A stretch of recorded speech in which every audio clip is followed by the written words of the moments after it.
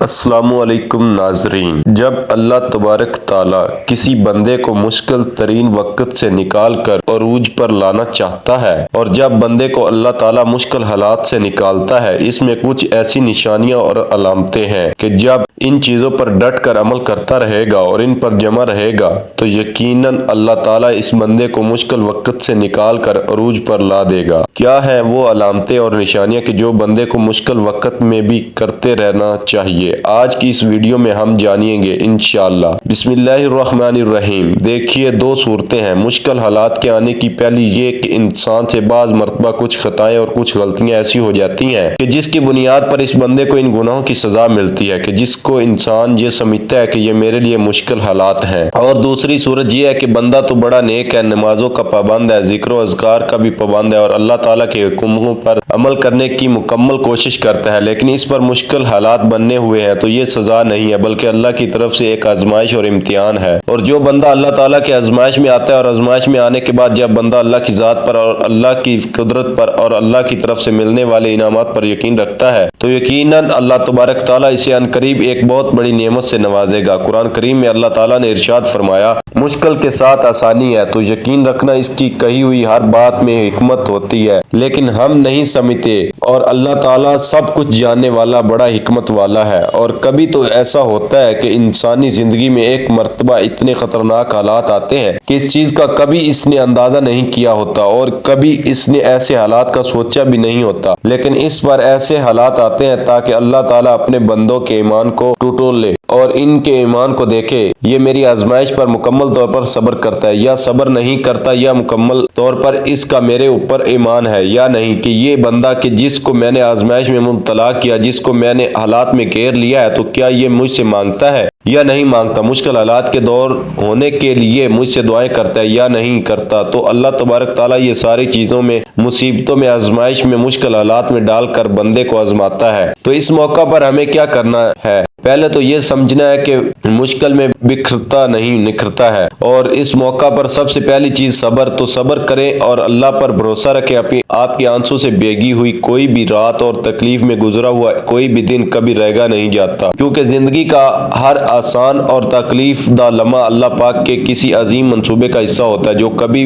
تو جلدی سمجھ میں آ جاتا ہے اور کبھی انتظار کرنا پڑتا ہے۔ ہر صبر کی ایک کہانی ہے اور ہر دعا کی ایک منزل ہے۔ کبھی یہ نہ سوچنا کہ تمہارا یہ صبر بغیر پھل کے ہی رہ جائے گا، اور کبھی یہ گمان نہ کرنا کہ تمہاری دعا ضائع ہو جائے گی۔ اور خوب اچھی طرح سمجھ رکھیں کہ دکھ، درد، تکلیف اگر اللہ کی ناراضگی ہوتی تو نبیوں کو کبھی نہ ملتی۔ یہ ایک نعمت ہے جو انسان کو اللہ کا راستہ بتاتی ہے، تو اسی لیے اگر آپ کسی آزمائش یا تکلیف سے گزاریں تو یہ سوچ کر صبر کر لیں کہ آپ اللہ کے پسندیدہ بندوں میں سے ایک ہیں، کیونکہ وہ اپنے پسندیدہ بندوں کو ہی آزماتا ہے۔ اور جب معاملات بہت بگڑ جائے اور حالات کنٹرول میں نہ آئے تو دل پر ہاتھ رکھیے اور دل کی گہرائی سے پورے یقین کے ساتھ ان الفاظ کو دہرائیے، میں اپنا معاملہ اللہ کے سپرد کرتا ہوں، وہ تمام بگڑے کام سنوار دے گا انشاءاللہ۔ اور جو بندہ صبر کر لیتا ہے، صبر پر ڈٹا رہتا ہے، تو ایسی علامت اور نشانی ہے کہ اللہ تبارک تعالیٰ اس صبر کے بدلے میں اس کو بہترین چیز عطا کرے گا، اللہ تعالیٰ اس کو بہترین انعام سے نوازے گا، اللہ تبارک تعالیٰ اس کی قدر کرے گا، اللہ تبارک تعالیٰ اس کے صبر کی قدر کر کے اس کو بہترین اجر سے نوازے گا۔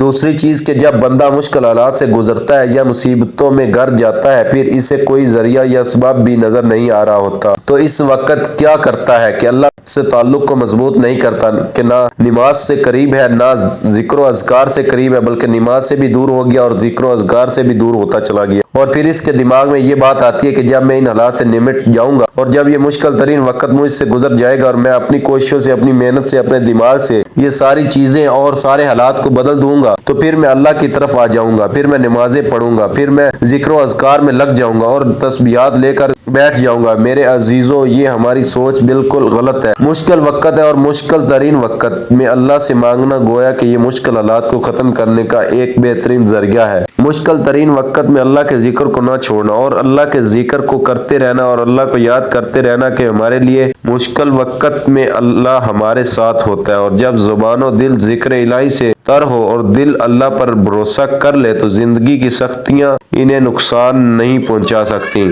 کیونکہ خلوت میں آنسو سے چہرہ تر کرنے والے اور جلوت میں اپنی مسکراہٹ سے زندگی کا خیر مقدم کرنے والے لوگ ہی رب العالمین کے پسندیدہ، اور ہر مشکل میں رب ان کے لیے کافی ہے۔ تو دو چیزیں ہو گئیں، ایک تو صبر، جس شخص نے صبر کر لیا تو سمجھ لینا وہ کامیاب ہو چکا، اور دوسرا مشکل وقت میں اللہ کو یاد کرتے رہنا۔ قرآن کریم میں اللہ تعالیٰ نے بار بار کئی جگہوں پر ذکر کی ترغیب فرمائی ہے، ذکر کی تلقین فرمائی ہے، اور اب تیسری چیز کی طرف آتے ہیں۔ تیسری چیز ہے دعاؤں کا اہتمام کرنا۔ جو بندہ مشکل وقت میں ہوتا ہے تو پھر اسے کچھ سمجھ میں نہیں آ رہا ہوتا، اسے کچھ نظر نہیں آ رہا ہوتا کہ میں کیا کروں، تو مشکل وقت میں کثرت سے اللہ سے اپنے حالات کے بدلنے کے لیے دعائیں کرتے رہنا۔ دعائیں اندیکھی ہوتی ہیں لیکن وہ ناممکن چیزوں کو ممکن بنا دیتی ہیں۔ معجزات کرنا اللہ کا کام ہے، ہمارا کام بہت آسان ہے۔ دعا، یقین اور صبر۔ مصائب اور آزمائش تو سب پر آتی ہیں، کوئی ان سے ہیرے کی مانند نکھرتا ہے تو کوئی اپنا آپ ہی کھو دیتا ہے۔ وہ آزمائش جس میں آپ ثابت قدمی سے ڈٹے رہتے ہیں اور رب کی نافرمانی سے بچے رہیں، وہ زمین سے اٹھا کر آسمان کی جنتوں کا وارث بنا دیتی ہے۔ درد کا سجدہ ہو اور اللہ نہ ملے، سسکیوں کی پکار ہو اور وہ نہ سنے، آنسو سے بات کرو اور وہ آنسو کی زبان کو نہ سمجھے، دل تکلیف سے پھٹ رہا ہو اور وہ تمہارے ٹوٹے ہوئے دل کی تکلیف کو نہ سمجھے، صبر کی آخری حد اور وہ نہ جانتا ہو، بے جان آنکھیں اس کو اٹھا کر دکھاؤ اور وہ دعا پر کن فیکون نہ کہے، ایسا کبھی نہیں ہو سکتا۔ وہ رب بہت رحیم ہے، تھام لے گا،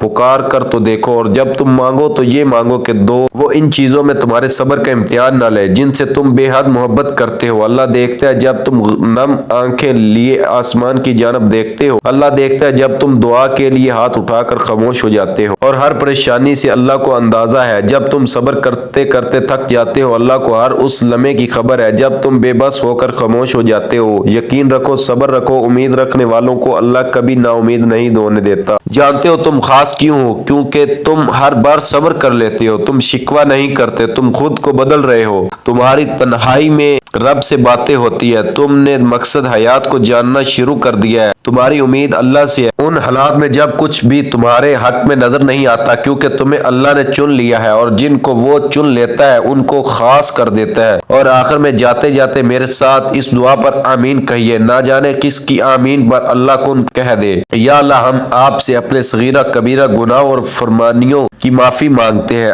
ہم پریشانیوں، مشکلوں، مصیبتوں، محتاجیوں، بیماریوں، تنگ دستی، بے بسی اور دور حاضر کی فتنوں سے محفوظ فرمائے، ہمارے دل و دماغ کو اتنی وسعت عطا فرمائیے کہ ہم ان مشکلات سے نکلنے کی تدبیر کر سکیں۔ اے اللہ، اگر ہماری تقدیر میں کوئی بدبختی لکھی ہو تو اے میرے رب آپ اسے خوش قسمتی میں بدل دیجیے، اگر کوئی شر لکھا ہوا ہو تو خیر بدل دیجیے، اگر گمراہی لکھی ہو تو ہدایت میں بدل دیجیے، آمین ثم آمین۔